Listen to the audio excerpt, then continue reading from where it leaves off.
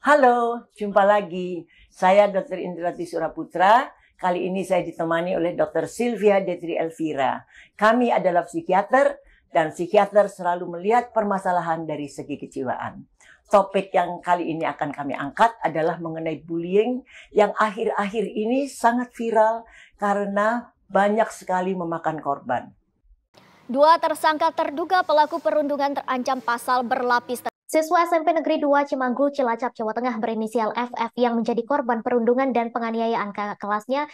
Kasus penganiayaan sadis yang menimpa seorang siswa SMP di Cilacap, Jawa Tengah menjadi sorotan hangat publik. Nasib malang menimpa seorang siswi SMA Negeri di Bengkulu. Ia ketakutan berangkat ke sekolah setelah diduga mendapatkan perundungan atau bully dari 4 oknum guru dan 9 pelajar lainnya. Sebetulnya bullying itu apa? Bullying itu adalah segala bentuk kekerasan yang dilakukan dengan sengaja oleh satu orang atau sekelompok orang yang lebih kuat atau lebih berkuasa terhadap orang lain dengan tujuan menyakiti dan dilakukan terus-menerus. Jadi penting di sini saya kira Dr. Sylvia juga setuju bahwa yang penting adalah dia ingin menyakiti, terus kemudian dilakukan secara terus-menerus, sehingga nanti pasti penderitanya itu akan mendapatkan suatu trauma yang akan mempengaruhi perkembangannya ke. Iya, terlebih kalau anaknya masih kecil, Ya, SD, SMP, TK juga ada ya yang dibully. sudah mulai bullying itu dari sekarang ya, bahkan yang sudah dewasa pun masih ada yang dibully. Iya. Jadi nggak selesai-selesai. Sebetulnya kalau kita melihat bullying itu dari tempat terjadinya lah kita bicarakan seperti itu. Misalnya di rumah atau di keluarga itu bullying seperti apa yang bisa terjadi? Itu seringkali kita tidak menduga karena seringkali dilakukan oleh orang-orang terdekat tentunya. Ya. Ya dari kakak ke adik, dari orang tua ke anak. Mungkin maksudnya mau mendidik, namun karena terlalu keras ya, tidak hanya fisik ya, tidak hanya dipukul, tetapi orang tua itu yang menghina, ngata-ngatain, menganggap anak kamu bodoh, kamu menganggap rendah. Nah itu apalagi kalau anak masih kecil ya, dipersepsikan anak sebagai hal yang tidak disukai, tidak disayang, merasa dirinya tidak berarti, seperti itu. Dan ini nanti bisa tertanam pada dirinya ya. Iya betul, Ya, sampai dia gede. Ya. Dan bisa juga itu terjadi di sekolah. Oh iya, di sekolah banyak sekali ya, dari SD pun misalnya anak itu badannya gendut, atau dia pinter tapi pendiam, bisa dibully oleh teman-teman yang nakal-nakal. Ayo kamu bikinin PR aku gitu, diancam-ancam misalnya. Ya memang gitu ya. Jadi meskipun sebetulnya ini agak beda dengan zaman-zaman kita dulu. Kita juga kalau lihat teman kita gendut, kita juga panggil gendut. Tapi kan tidak ada itikat untuk menyakiti hati. Jadi kita tetap melibatkan dia dalam aktivitas, ya kan? Jadi itu beda. Jadi kita itu karena fun aja, karena seneng. Kalau ini kan memang mau menyakiti hati, kemudian dilakukan dengan secara terus-menerus dan rasanya seneng. Iya, nggak dilibatkan, ya. Nah, isolasi segala macam itu kan ya.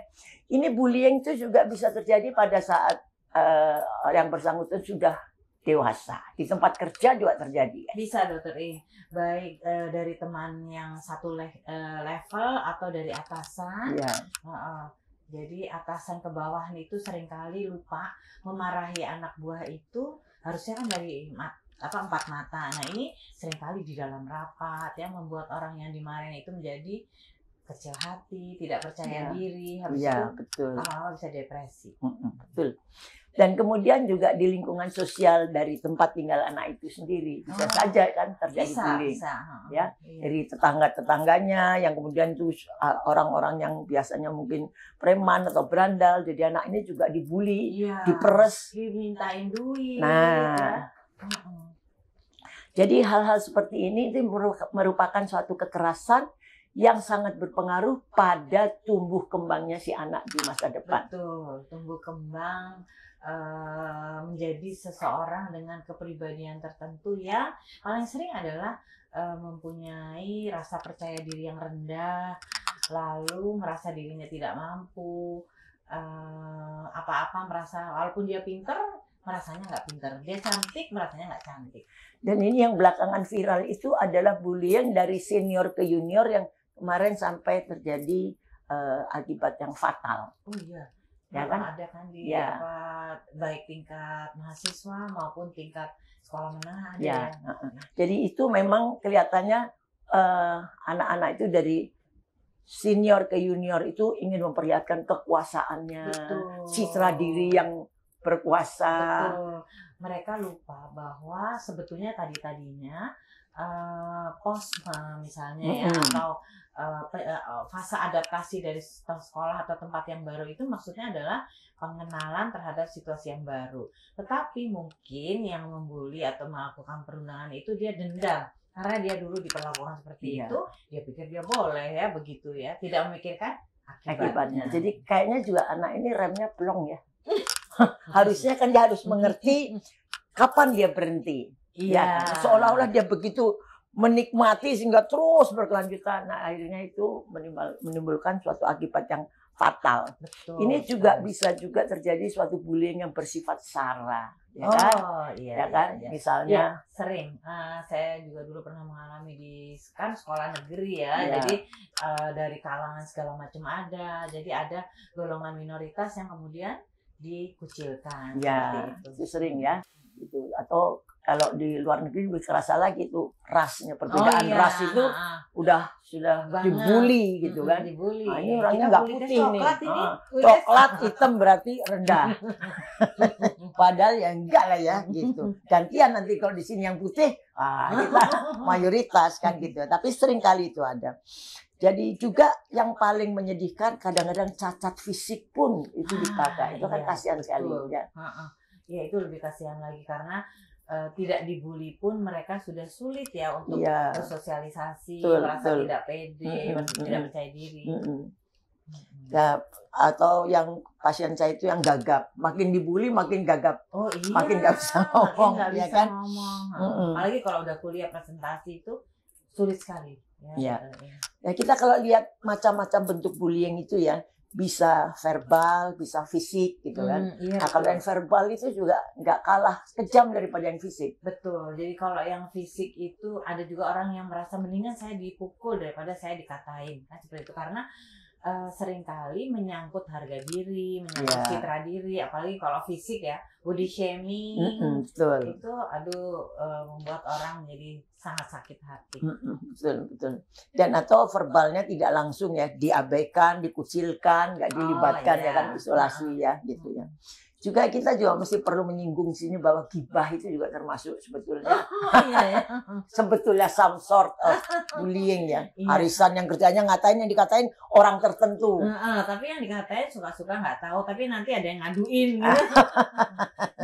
Ada juga cyberbullying ya. Jadi Oh. itu bisa dengan SMS, email atau Iya. platform tertentu ya. Iya, sekarang lagi atau sejak pandemi COVID itu marak yang namanya KGBO, Dokter In. Apa itu? Kekerasan gender berbasis online.